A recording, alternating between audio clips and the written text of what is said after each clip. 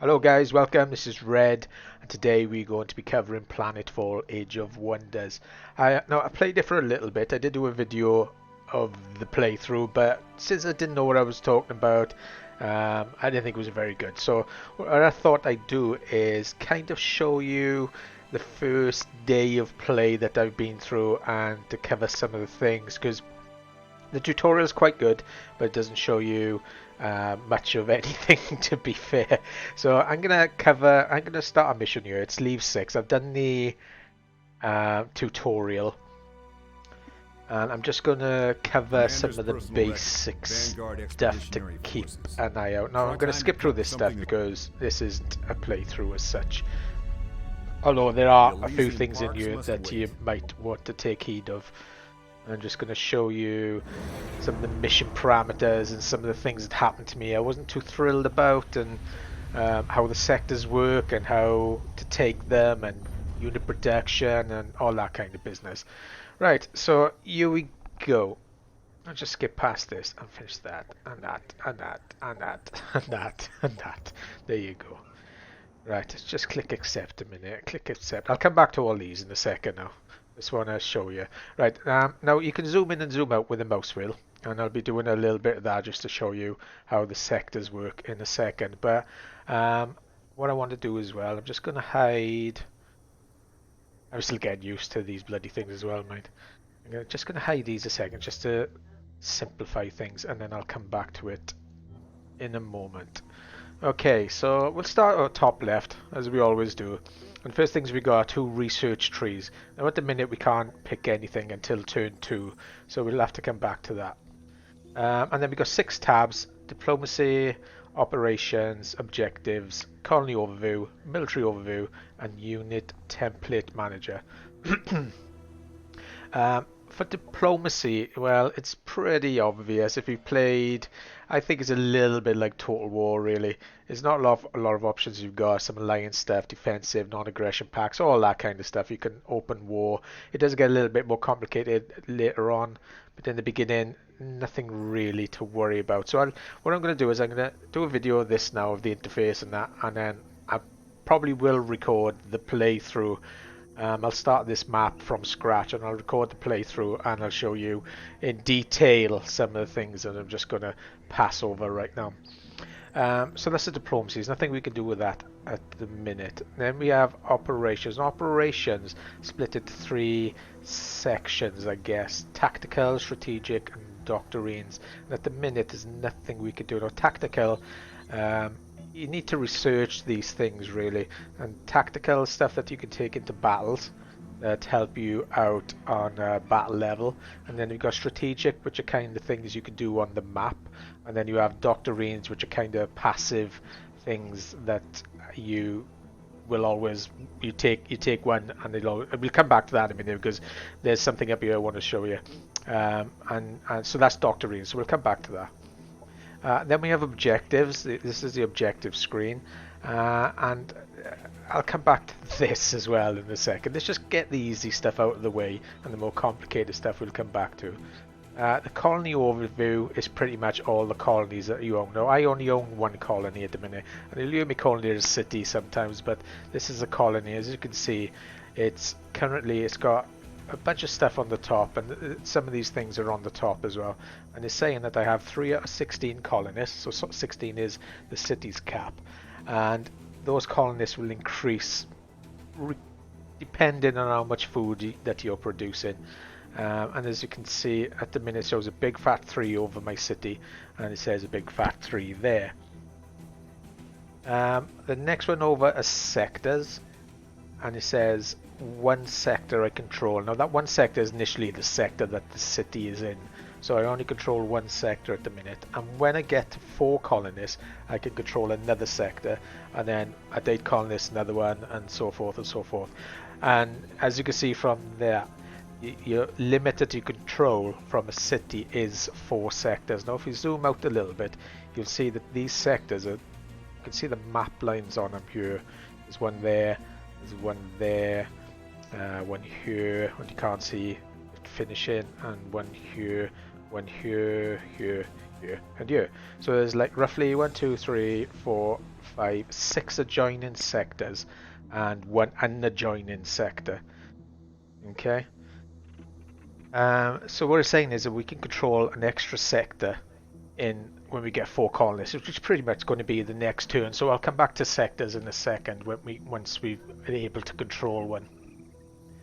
And then we have happiness then in our cities. Now if we click on, no, we won't go to the city minute. Happiness is pretty much something that picks whether something happens. Every couple is like an event that happens when you get to a happiness cap. I will come back to that as well because I want to show you some stuff in the research tree how to control that happiness. But basically, if your happiness goes into the red, you'll start having riots and certain things, and you have to deal with that. So the best thing to do is not to let it get into the red, and I'll show you how to do that when we get the research up. Next one is food, and that's pretty clear. It's just a commodity, and when you get, can I see it here? When it's going to cap? No. When you get to a certain point, your population will increase. That number there will increase by 1. And does it say? Yeah, it says there. Look. So for me to get an extra 1 population, I need 19. Or is that 19 food? No, there it is. So for me to get an extra colonist, I need 48 food, and at the minute I'm producing 19. 6 is going on upkeep, 5 is coming from workers, and 20 from the colony centre. Now there's loads you can do to get extra food. Obviously you can get a sector and you can turn that into a food producing sector, etc. So the more food you get in, the more colonists you're going to get. The more colonists you get, the more sectors you can get. The more sectors you get, the more food you get. The more colonists you get. You get the gist. Now energy is kind of our income. It's used to create troops. Production is used to create buildings, and research is used in the research trees. So the more of these items that you've got, the more you can do, obviously. And generally when you take a sector, you kind of make that sector one of these 4 things. So I'll make that food, and then I'll make this sector energy, and then now on production, and then now on research. And if you go onto a sector, like if I click on this here, it pretty much shows you the stuff that is best to put that the state of that sector into. But I'll come back to that in a second as well. Let's just close that. So that's pretty much the colony overview. Everything that you see here, you can pretty much see when you click on a city, and it shows pretty much all that stuff up there as well. And it's generally almost exactly the same, I'd say. So the military view is pretty much your units. I've got 2 commanders. One commander has got 5 units in, and the other commander has 2. I won't go into the units at the minute. I'll be covering that in the playthrough. And then you've got your heroes. You can look at your heroes individually, and then you've got items then that you can put onto your heroes. Yes, you can even put a bike on them. How cool is that? And then the next tab across is the unit template manager. Now the unit template manager is if I clicked on a unit like this and I applied a mod, which is something I can't do at the minute because I don't have any mods.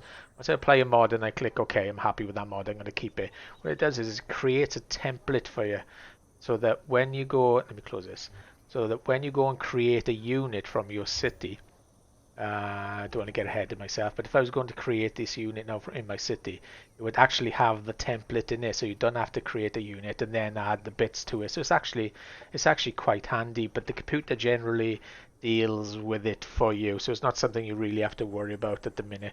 It does get a little bit populated when you start adding things, different guys and all that kind of business, but you can kind of hide what shows up in this list box here, or what shows up when you create a unit. So you can't hide these because they're stock at the minute. Okay, I think so. Those are those 5 tabs. I will come back to 1 or 2 of them as we progress. Okay, up the top we have pretty much some of the stuff that we went through earlier. Like if we went back to we have the production, the energy production, which is used to create guys, units, and then we have this cosmite. Cosmite is something that you kind of use it for special weapons and kind of upgrades, mods that I just showed you. Then you've got research, which is for research, and then you've got influence, which is something you use on the diplomacy screen. Like if you want to make friends with someone, you just chuck them, handshake, and it costs say like 10 influence or 100 influence or whatever. So that's generally for diplomacy. And then if you go over to the right, you've got a popular support. Let me just close this a minute. You've got popular support, which is not something I've really looked at into depth, so I'm not going to talk much about it. But needless to say, it's not something you need to worry about on this campaign mission at the second. I think if you hover above that, it says no effects or penalties. You will start receiving bonuses if you increase your popular support. So you kind of, if you start being chat pally and friendly with your neighbors, you kind of gain support, and it gives you some modifiers like units might cost less and stuff like that. And you can see it more in detail if you hover over this little icon here, and it doesn't look like there's much more there, but later on when it starts building up, more stuff seems to appear here than it does when I hover over that. So that's pretty much popular support. And then the next one over then is tactical operation points.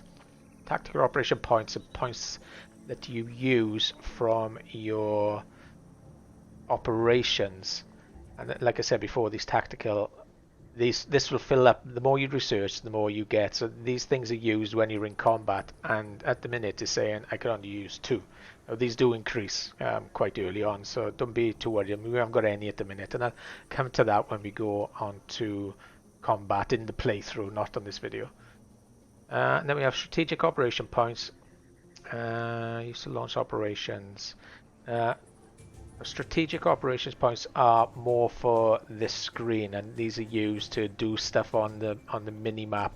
Like for instance, if I had a neighbor and I wasn't happy, I could bomb his city, and it would cost me some points. But it's a bit more complicated than that, because you actually got to prime them, and then you got to use them. But that's another thing for the playthrough as well. I'll show you how to do that in the playthrough. But just anything you get in this screen, you have to prime, like you prime now, which costs points. And then once it's primed, you can launch it anytime you want. And in a minute, I'll show you how to increase both of these numbers. Now, this is the doctrine. So all of these 3 icons here correspond to pretty much these 3 tabs in your operations tab. Doctrine, you can only use 1 at the minute, but I'll show you how to increase that as well. It's something you might want to do quite early on. It's in the research tree. And it's pretty much to do with your doctrines. Now, doctrines, like I said before, are kind of like passives. Like the first one gives you plus 15 to food production, which is one you'll be using straight away. And I'll show you how to start that in this video in a second, once we've skipped 1 or 2 turns. Let's close that down. Then you have your Wikipedia, which is pretty cool. I've searched for loads of keywords, and it's all pretty good. There's a lot of stuff in there. So if you see a word, for instance, it shows up blue sometimes. So look, we get any? No. Sometimes when you get a page comes up, it turns blue, and if you click on that, it takes you to Wikipedia. And it's actually quite good. I was a little bit impressed with it. And then obviously you've got your menu, which allows you to quit, etc. And then on the right-hand side, you have a list of the events that have happened, and these generally get populated when you've ended your turn. And at the minute it says Planetfall objective report. If I click on that, it just takes me to the mission tab, and I'll come back to that in a second. And then underneath that, then you've got a unit here, and it says orders required. Now if I click on it, obviously it takes me to this guy. What this is generally is if you've missed out on, say you've got 7 commanders or something and you moved 5 of them, this will show 2 that you didn't move. So, and this is the end turn button here. If you clicked on that, it would flash kinda, or say you've got guys who haven't moved, and then you just click on that, it'll take you straight to that guy. This is the minimap, obviously, quite self-explanatory. The gold icons show mission markers. This is the list of events that have happened. Like it's showing me the 3 missions that I need to do, and runs back through what we skipped on earlier on pretty much. Let me just get past that. So if you feel like you missed out on something, that's where you need to go and have a little look at it. It doesn't show all events. Like I had a guy earlier on who actually drowned when he was sailing across a river, and I didn't see it, but he did drown. I saw it flash for a second, you guys drowned, and then he disappeared. So it doesn't show everything, but Have a little look at that if you feel that you missed something. This is the operations button, but it's pretty much the same as the operations button up here. And that takes you to there. That takes you to exactly the same screen. Down here you've got a list of tabs that take you to the diplomacy screen. I mean, at the minute they're unpopulated, but you can see there are 4 other factions here, and I can't click on that at the minute because you need to kind of get close to them before you start introducing yourself. And then on the bottom is nothing really, and this is just general, well, it's just me, I guess, or you, or wherever. So the time and what turn you're on. It's just information. There's nothing you can do down here really. Okay, so the first thing I want to tell you now is about sectors, and the way it works is for a city you can only control 4 sectors. So looking at the map here now, I know that I can only control 4 out of these 6 adjoining sectors. So you kind of got to make your mind up about really what sectors you want to control. And the best way to do that is you got to realize that when you make another city, you can't make a city onto an adjoining sector. So I won't be able to do a city in any of these 6 sectors, but I will be able to do a city over here. And since I'm putting a city here, 2 adjoining sectors, or 2 out of the 4 adjoining sectors that I could do for that city will be these 2. So my way of thinking is the best thing I could do really is, without seeing the full map, is to make for this city, to make these sectors controlled by this city, and I'll make these 2 sectors controlled by this city. And the way you create another city is to make a unit. Let's get the tabs. Still 100% used to the tabs. I'm just double clicking that. You can create it in the unit production tab, and I'll come to that now when I come to the city.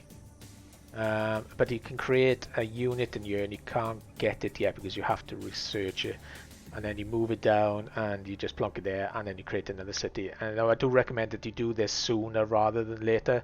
I mean, I think taking the sector is actually quite secondary compared to creating another city, because the 2 cities are not really linked together and they expand at the same time. So if you're going to try to focus on your sectors, you really are missing out on a lot of growth, which is kind of what I did. I just focused on the sectors around me, and then later on I went and made a second city, but this city was like level 21 and this city was like level 1. And looking at, when I saw the bigger picture, I saw that most of the enemy had cities were a lot higher, but around the same as that, but that level 1 you know, had a long way to go to catch up. So in your mind, strategically think about where you're going to place the next cities.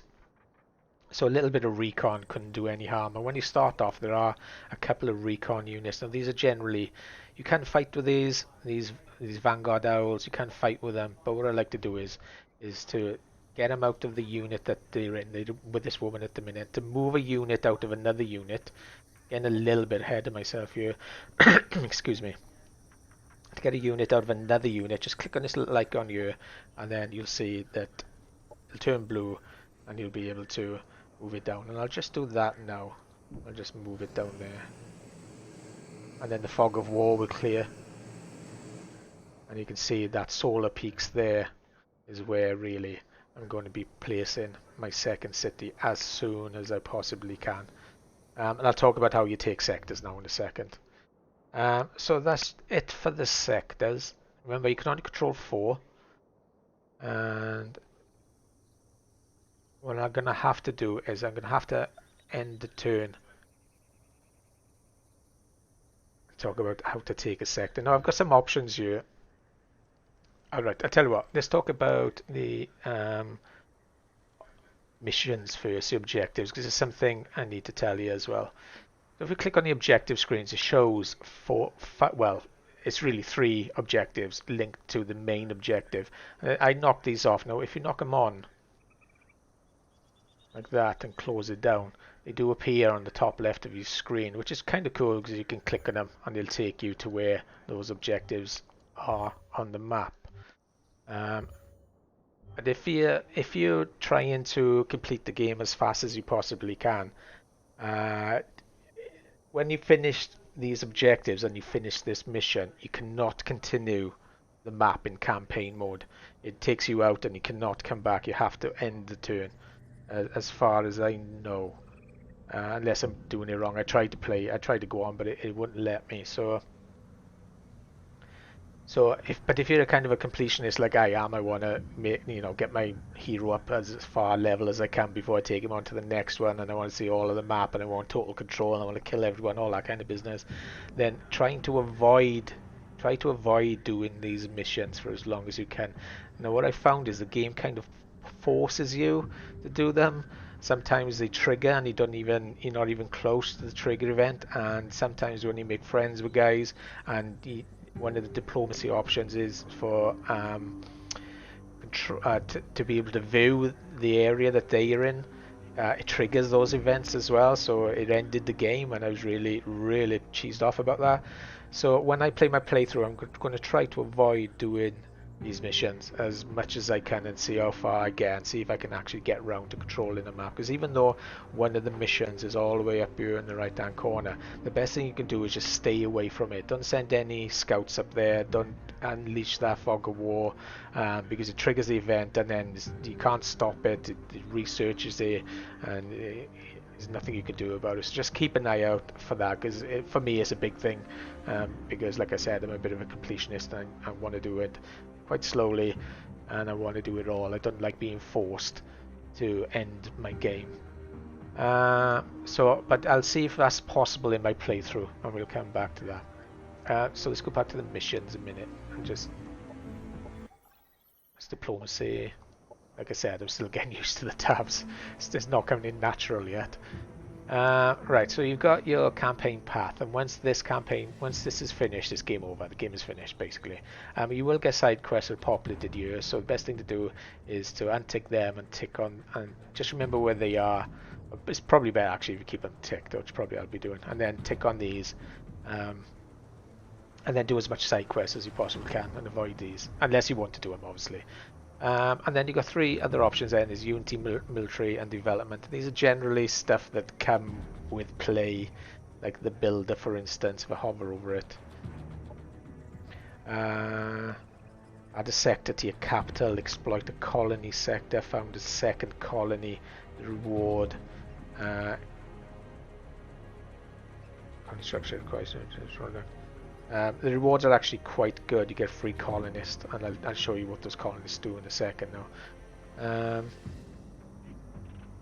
Yeah, so they're pretty much just stuff that happens generally. It's not something that I keep an eye on. It's just stuff that I get. The NPCs actually get these as well. So if you see one of them pop and say in the event queue, one of them says, "Or so and so has got the builder." It's not you have got it. Someone else has got it. It's not something to worry about. It just kind of shows you the progress they are making, really. Sometimes even when there's one year for diplomat, and it says. Can't click on it now. I need to unlock it. I need to meet another player for unlock. So some of these you need to unlock first before you can actually get to them. Just hover over them. Self-explanatory. Not a lot to worry about. They just come with play.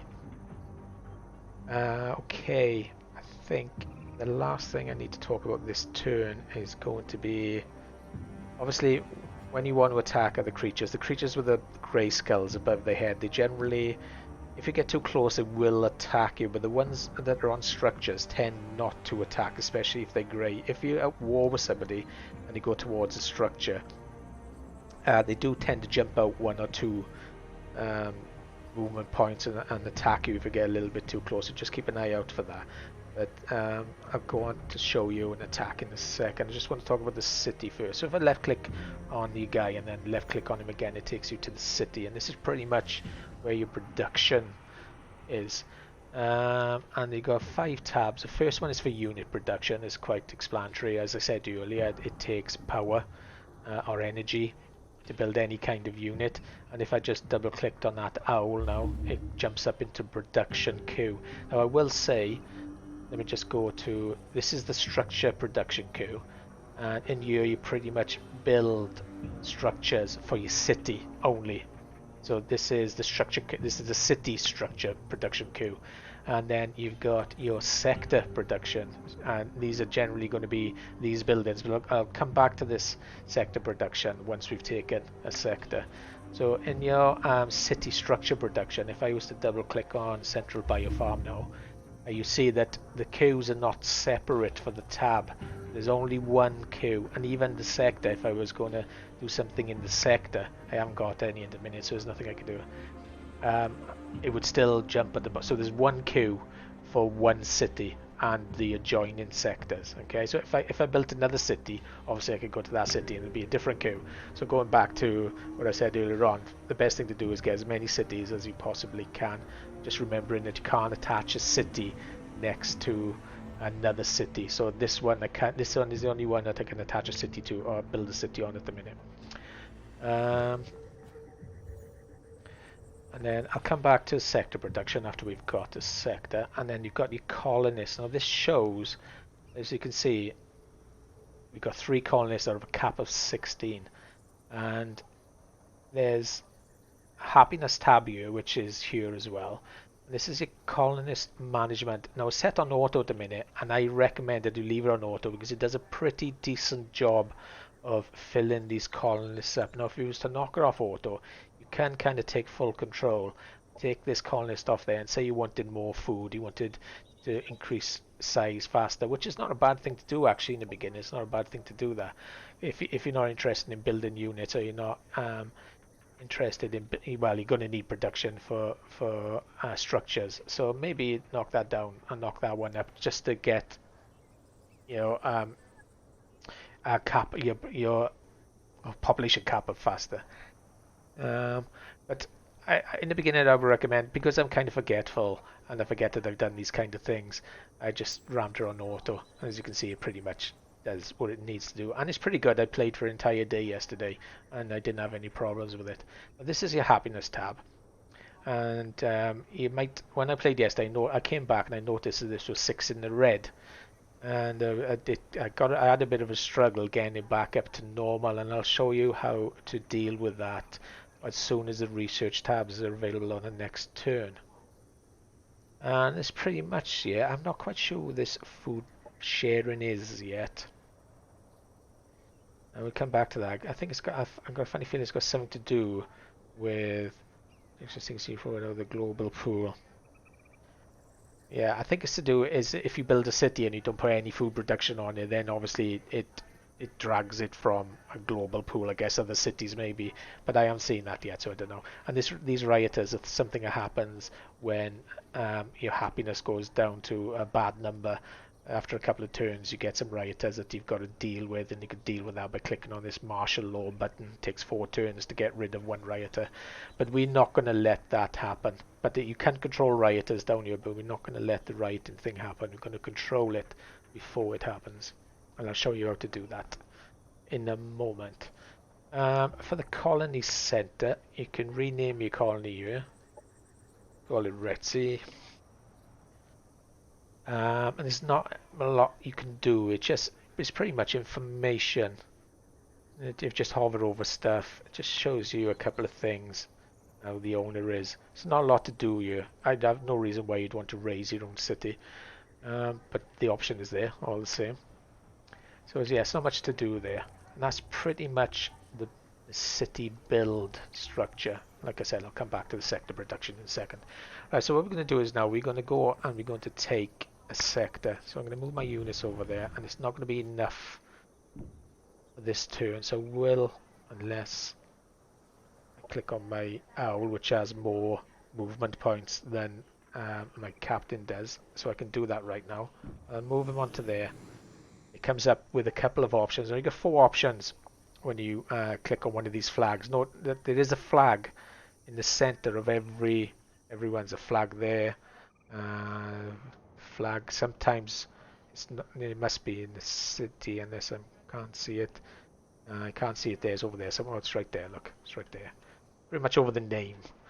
So if we go back to our unit and just double click on it again, and or click on it twice, it comes up, and you've got 4 options. And the first one is to found a vanguard colony. Now we can't do that because it's adjacent to a colony, and if you look at the red writing on the right hand side over here, you cannot establish a colony adjacent to an already existing colony. Like I said earlier, the only thing we can do that is with this one down here.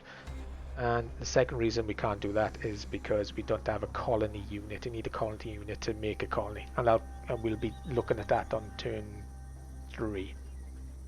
The second option is annex sector as province, and that's pretty much what we want to do. The reason we can't do it at the minute is because the sector limit reached needs one more colonist before it can add this sector. Now remember, if you go back to our city, we'll click on, you can see here, well, you can see it there is 3 pretty much, and it says it's 3 out of 16 there, but it will turn to 4 on the next turn. I think it will. So when that turns to 4, if you put your mouse over this one, yeah, plus 1 sector at 4 colonists. Look, so we can gain the sector when we get 4 colonists. So I'm going to end this turn.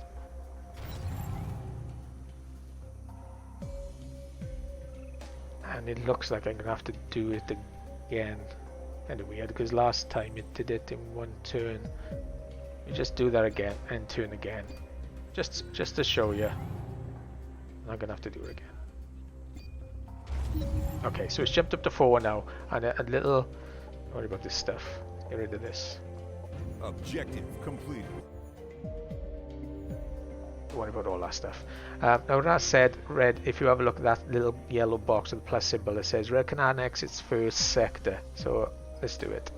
So click on your unit, click on the flag, and it says annex sectors province, and that's what we want to do. Now it does say the other 2 options, obviously close, do nothing, and the other one is to build a forward base. Now forward bases, it says build a forward base which gives you ownership of this sector that's built in, so it kind of stops NPCs from taking the sectors, if they're friendly, that is. It does not project domain and does not allow you to gather income from the sector, but it provides vision, which is kind of cool, and serves as an obstacle for your enemies. So I've never had a sector, I've never had a base attacked yet, because I've always gone down the friendly diplomatic route, and but I'm guessing it's not going to have a lot of defense. It's generally just going to slow an army down before it comes trolling towards you. So building those forward bases is cool, and it's something you will do.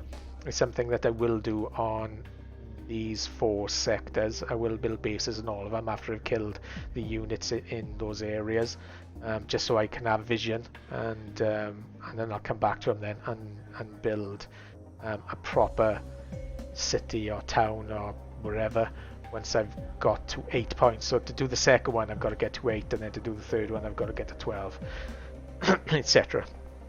Okay, so that's our first sector, and we will annex it. Thank you very much. That takes 1 turn to complete, so I'm just going to end turn for this video's sake. As you can see, the margin on the edge has changed, on the border has changed. If you zoom out, you can see that it's kind of gone into one big blob. And of course, once you get this sector, it'll do the same. And once you get that sector, it'll do the same. And this one, it'll do the same. It'll have one big red blob.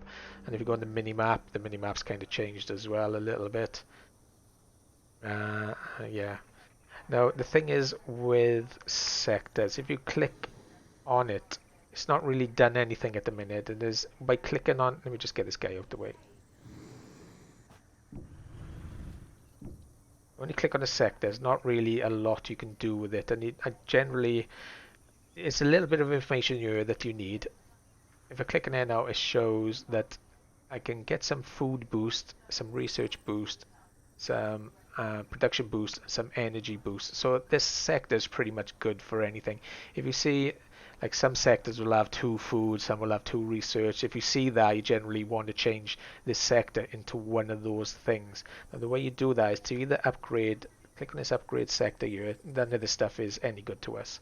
So it's just this screen really. By clicking on a city, you're only going to get information. You can't do anything here. And if you learn not to click at upgrade sector, you'll have more idea of a faster way of dealing with it. So what we'll do is we click on our city that owns the sector, and we'll go to this sector production tab. And as you can see here, it says Dire Desert, which is here, Dire Desert. It wants you to choose which zone you want it to be. Now if I click over it, you can do pretty much anything that you want. They're all pretty much you know, it's just one green. If it was two greens, I would. If it was two purples, I'd be like, well, I'll do research on that, and I'll get more research out of it. Um, Close that. So I'll turn it into an agricultural exploitation sector. So just click on that, click produce, and it'll chuck it into its production tab, and it takes 2 turns to complete. So we'll let that as it is, and that's pretty much what we're going to do with all of them. And then later on, then when you get some research, you can upgrade your sectors even more. But of course, don't forget you got to come to your sector upgrade tab, your sector production tab, not your structure production tab, because the structure production is just for this city and the sector is just for your 4 sectors. Okay, you can't do anything by clicking on that. You won't be able to do anything. There's nothing here to upgrade it. It's all controlled by your city. Alright, okay, so we're almost there, we're almost finished. The only one thing I've got left to cover is the 2 research trees. Now obviously I could have started this research on turn 2, but because I want to show you the sectors, I've gone on a little bit and I missed out on a couple of turns. I will be restarting this scenario before I play my playthrough.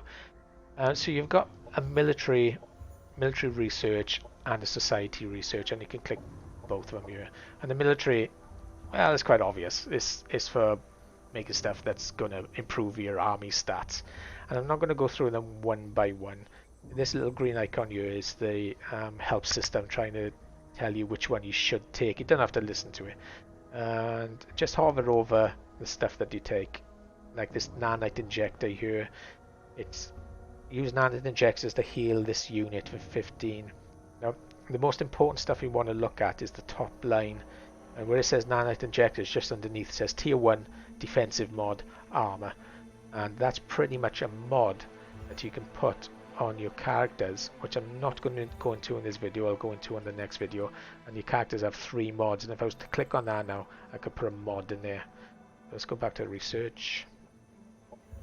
So that pretty much says what that is. It's a defensive armor mod, and that's a mod is generally something you can put on a guy. And then the second one is a tactical operation, and the third one is also a tactical operation. Yeah, they're both tactical operations, and don't forget, tactical operations are what you can do in battle. The tactical is for battle, strategics for the map, doctrines are for doctrines. Doctrines. Can't stop saying it now. Doctrines are stuff that you can, are just passive stuff. Okay, we'll have a little look. There should be one of those around here somewhere now. In the thingy bob. So yeah, pretty much you're gonna have to go through this, or you can watch my playthrough and I'll go through it one by one, and you'll see. I've already been up the tree up to tier 5, so I kind of know what most of this stuff does now. It looks a little bit overwhelming at first, but if you kind of go down here and then go down here and then go down here and then go down here, it does all right for the military research tree. For the society research tree, it's a little bit more complicated. Now I'm going to show you 2 things here you want to keep your eye out for. On the frontier facilities, remember I was talking about city happiness. I was talking about city happiness, where this figure, if it goes into the red, you start getting grief. Now you can't control it here because it's got no slots in it like these other 4 do. But on the research, if you have a look at this frontier facilities, it says this colony gains 2 happiness slots and plus 4 happiness income. So you gain 2 slots that you can mess around with, so you can maintain your happiness levels with those 2 slots. And then if you come across, there's also another one here. Colony gains plus 2 happiness slots and plus 6 income. So that will take your happiness slots up to 4. And the last one is here. No, here, yeah. Colony gains plus 2 happiness. So this colonist care and this food development, environmental conditioning, and the frontier facilities. So I recommend getting this frontier facilities fairly soon. You can't help it anyway, you pretty much have to really. Although this one is pretty good. And again, if you have a look at the items it gives you, it says this is a colony upgrade, which is simple enough. This one's a colony upgrade, standard military infrastructure upgrades a colony militia army to include more powerful units. And this one is the colonizer, and the colonizer is the unit that you build to make a city. So all of these three things in here are pretty cool, and it's one of the first things that you should get. And once it turns green, just click on research, and it pops up into the little research circle up the top. The other thing I would say to keep a lookout for on the research tree, I don't know why this is on the research, really should be in the military tree, but on this branch here you can see your doctrines. Now your doctrines, I've only got one at the minute, but if we research this it will go up to 2, and also these 3 things will go up as well. You'll get operational support and strategic points and tactical operation points, and being +2 operation strength and +2 operational defense. That defense is something else. I'll cover that in the playthrough. And yeah, of course, if the further across you go, the more doctrines you get, and once you get over towards the end, you can pretty much get about 6, maybe 7. Okay, so you can get. They're pretty good to have those doctrines, since they're passive. You do get quite a lot of them quite early on, and I had 4 running at a time. I'm pretty much up to you. So try to think about going down here whenever you think you can spare the time. But it is a lot of stuff to get and a lot of stuff to cover. But again, it looks overwhelming, but it's not really. This is kind of production branch. Yeah, kind of increases all of your production output. This green area. This one down here is like espionage and operations.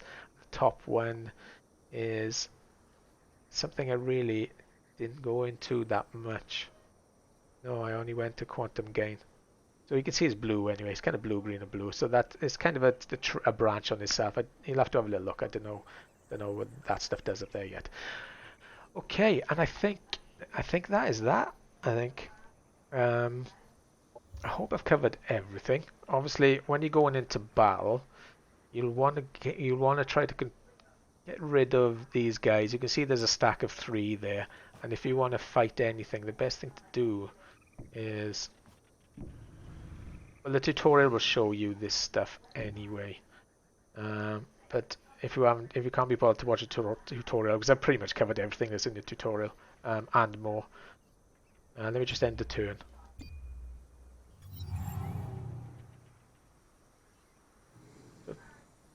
If I was going to attack this unit, for instance, the best thing to do would be to pull units around it. So I've got 3 units around that one unit there now, and this unit here has 6 guys. This unit is all by himself as that scout we sent out, and this unit is just by yourself as well, because we sent 2 scouts out. I'm sure she starts with 2. Don't know where the other one's gone. So if I was going to attack this unit now, it would pull all of them in, and as you can see, the triangles correspond to the location where they are. So if I move this unit around the back there, put it there, it would pretty much pop up on one of these 2 grids. So you can kind of flank units as well, and when you go into battle, which we'll cover in the playthrough, when you go into battle, your units will pretty much start in those kind of positions. The enemy start in the middle, and you start on the outer edges. So the more you can attack with 6 teams of 6. And of course, if you do that, you will strongly overwhelm the force that's defending. So I'll just auto combat that, and we won that battle. So that's pretty much it, boys. I think I wanted to cover the sector. The sectors is the most important part, because they're the ones that the tutorial doesn't really cover that well. It does say about the city. Just remember, when you're thinking about what you're going to do and where you're going to go, just remember you can't attach colonies to sectors that attached to a colony. Alright, and that's it. Whoa, I'm fucking knackered. Right, thanks for watching. I am going to be doing a playthrough, so please subscribe, okay, and you'll get a little red dot that shows up on your YouTube saying I've done another video, and then you can come and spend an entire hour watching me get my ass whipped. Like I said, I am thinking of doing no diplomacy. I just want to go in and troll as much as I can. Okay, well, thanks for watching, guys. Take care now. See you soon.